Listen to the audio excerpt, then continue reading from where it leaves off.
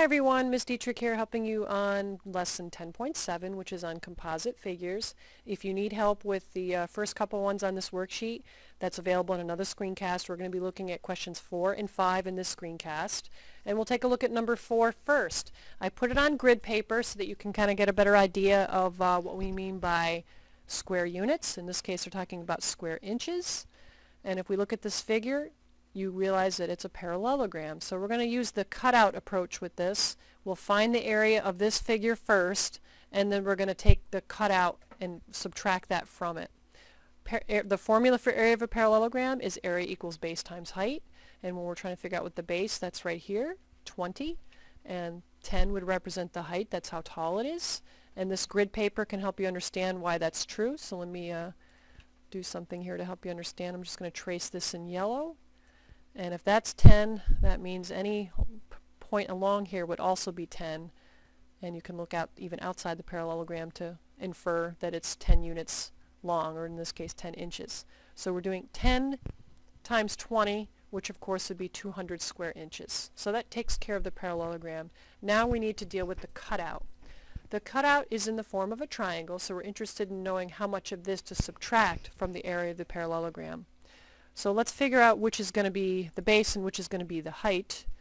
Now this is the perpendicular symbol, which tells us that this is a right angle, which means that it's a right triangle, so that means we can use either one of these to represent the base or the height.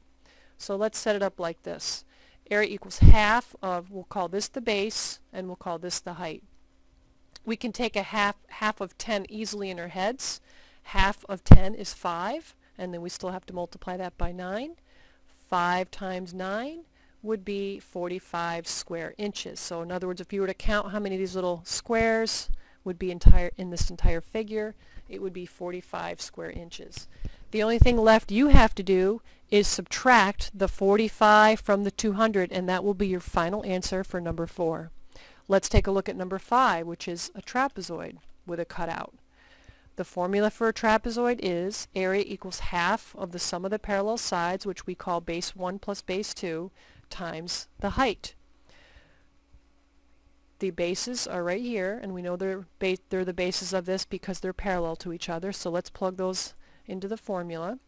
And we know that this is the height because it's perpendicular to the bases, this line right here. So let's plug that in as being the height. All right, go ahead and add the parallel sides.